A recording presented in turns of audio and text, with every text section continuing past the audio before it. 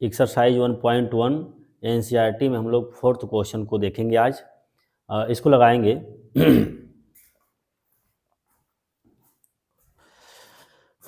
साथियों, एक बार फिर से स्वागत है आप लोगों का। एनसीईआरटी 1.1 के 4th क्वेश्चन को हम लोग देखने जा रहे हैं। 4th क्वेश्चन रह गया था, उसको हम समझते हैं। Determine whether each of the following relation are reflexive, symmetric and transitive.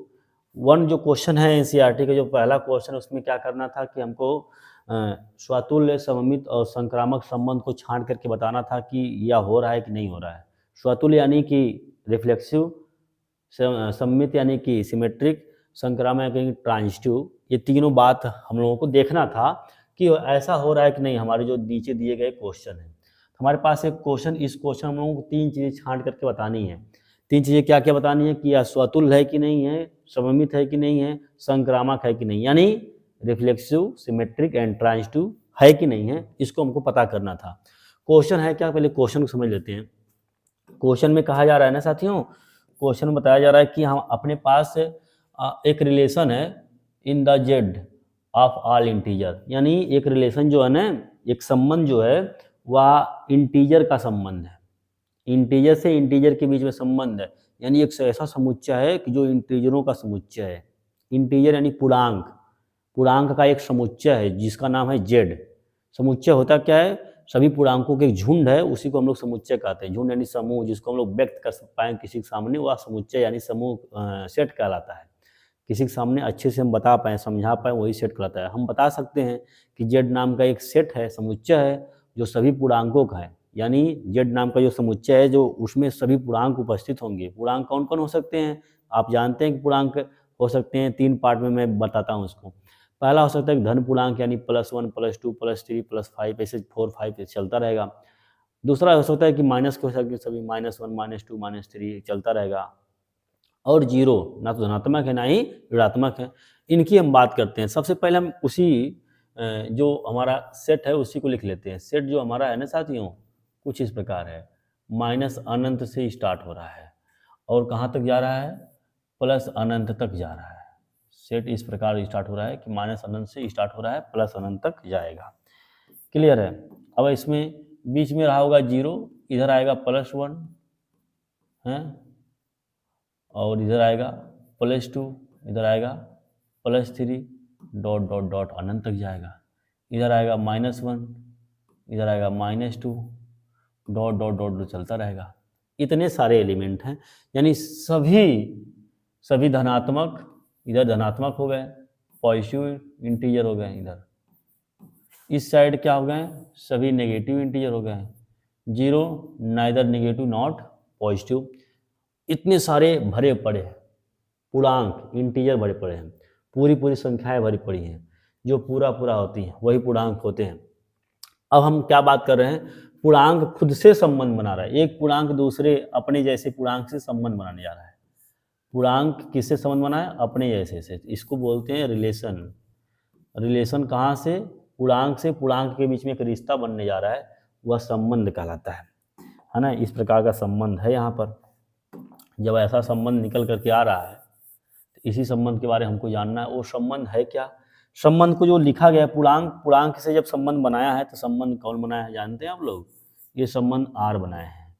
Are में कहा जा रहा है कि यक्स कामा जो वाई है, sorry, x comma y such that x minus y is a integer, is a integer.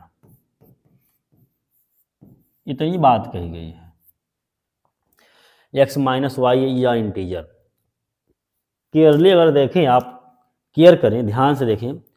पूर्णांक होते हैं जो पूरी संख्याएं होती हैं, 1, 2, 3, 4, 5, 6, और पूरी संख्या में से जब पूरी संख्या घटाते हैं पूरी संख्या मिलेगी। अब मान लीजिए 3 है, 3 में से 1 घटाएंगे, 3 पूरा 3 है और 1 पूरा 1 है, तो पूरा 2 ही आएगा ना, पूर्णांक ही आएगा ना। आप अपने आप में समझ जाइए कि पूर्णांक से कभी भी घटाएंगे पूर्णांक को, तो पूर्णांक ही मिलने वाला है। ये बस हो सकता है कि या तो जीरो मिल जाए, या तो धनात्मक पूर्णांक मिल जाए, तो ऋणात्मक पूर्णांक मिल जाए, बस इतना हो सकता है। लेकिन हाँ, ये क्लियर है कि पूर्णांक ही आएगा और कुछ फ्रैक्शन वैल्यू नहीं आ सकती। फ्रैक्शन वैल्यू यानी डेसिमल में दशमलव नहीं आ सकता है, जैसे दशमलव में क्या आ सकता है, 1.5 हो गया, 1.5 हो गया, 1.6 हो गया, 1.7 हो गया, है ना, 2.5, 2.5, 3.5 दशमलव में ऐसे अंक नहीं आने वाले हैं। पूर्णांक में से कभी आप पूर्णांक घटाएंगे, सब्सट्रैक्ट करेंगे तो हमको पूर्णांक ही मिलने वाले हैं, कभी फ्रैक्शन वैल्यू नहीं आने वाली है। क्लियर है? तो वही बताया जा रहा है। अब हमको 3 पार्ट में जानना था। पहला पार्ट मेरा था, पहला पार्ट में मुझे हमको क्या पढ़ना था, हमको पहले पार्ट में पढ़ना था ना साथियों, ऐसे फर्स्ट पार्ट में जो पढ़ना था, हमको ये जांच करनी थी कि क्या ये स्वतुल्य है क्या, जो हमको बताना था ये क्या यह स्वतुल्य है क्या। स्वतुल्य को अंग्रेजी में आप लोग जान ही चुके हैं। स्वतुल्य यानी इसी को कहते थे रिफ्लेक्सिव। क्या कहते थे? रिफ्लेक्सिव कहते थे ना। हम लोग इसमें रिफ्लेक्सिव की बात करने वाले हैं। रिफ्लेक्सिव एक जो रिलेशन होता है वह कुछ इस प्रकार से, अगर रिफ्लेक्सिव है कुछ इस प्रकार से है कि ऐसे नहीं लिखेंगे, ऐसे जो रिफ्लेक्सिव है कुछ इस प्रकार से होगा, x comma x belongs to r, है ना, x comma x belongs to r, और जो x है ना, x रिलेटेड विद z यानी इंटीजर का एक पार्ट है, ऐसा भी कह सकते हैं। और ऐसा भी कह सकते हैं y comma y belongs to r, एक दूसरे से रिलेटेड है, x comma y related with r यहाँ पे, और हम कहेंगे कि y जो संबंधित y लिया कहाँ गया है, z से लिया गया है। एक और है z कामा z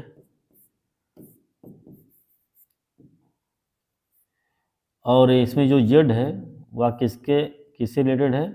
अच्छा यहाँ z देखिए लिया गया है, यहाँ z है, यहाँ z का मतलब z यानी इंटीजर हो सकता है। इंटीजर को i से भी डिनोट कर सकते हैं ना, इंटीजर को हम लोग i से भी डिनोट कर सकते हैं, i से, ये z हो सकता है या i हो सकता है। यहाँ जो z है ये पूर्णांक है, ये क्या है, पूर्णांक की बात चल रही ना।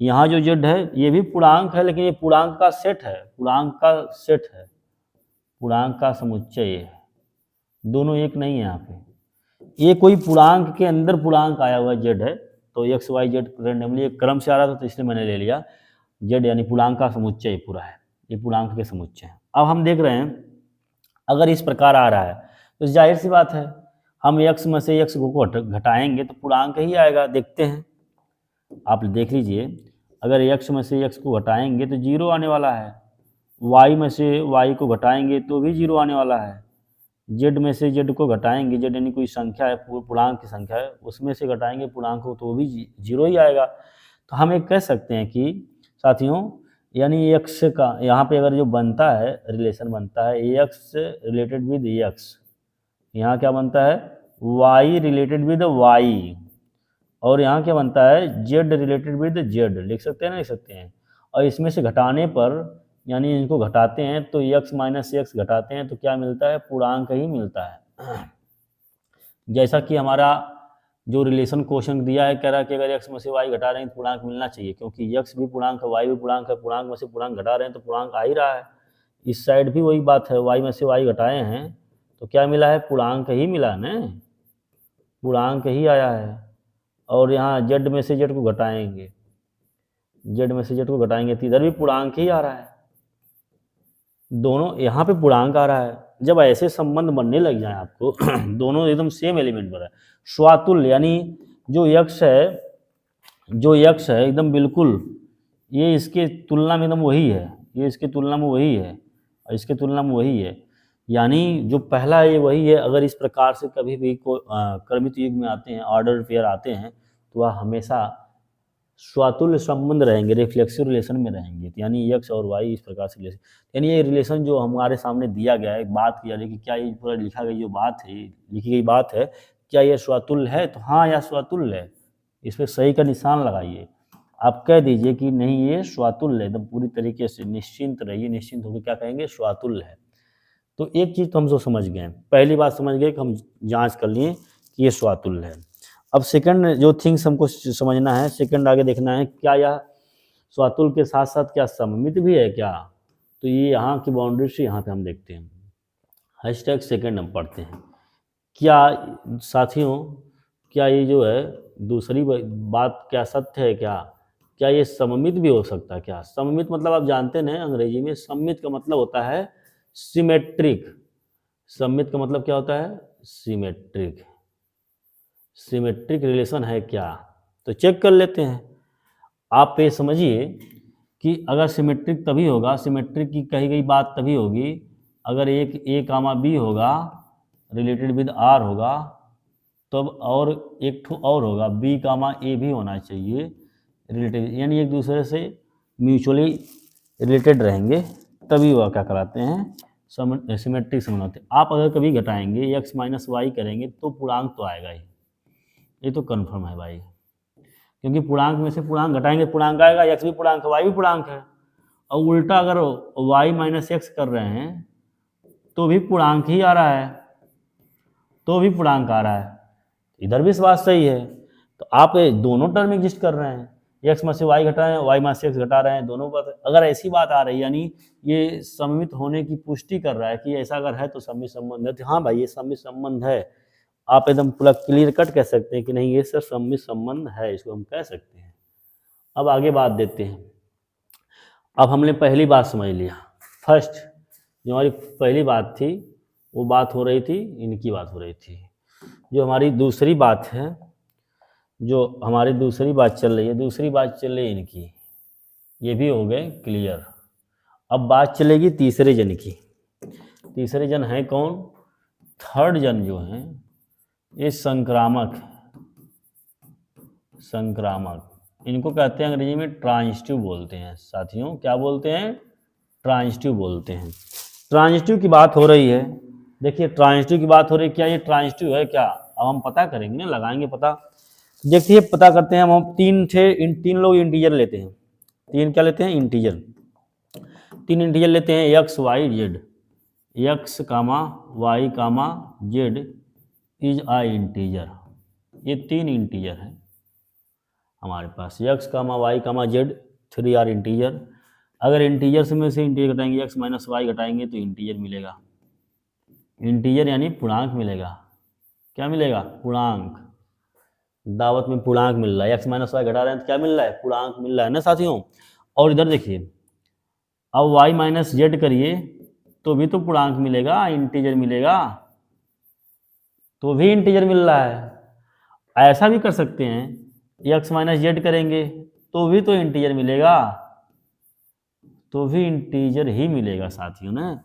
कुछ इस प्रकार से इन तीनों को अगर इकट्ठा बैठाएं एक टेबल पर नाश्ता करने के लिए ऐसे, तो यहाँ एक्स बैठे होंगे, यहाँ वाई बैठे होंगे, यहाँ जेड बैठे होंगे, एक्स संबंध कर रहे हैं वाई के साथ यानी, और ये इनके साथ संबंध कर रहे हैं और ये इनके साथ संबंध कर रहे हैं।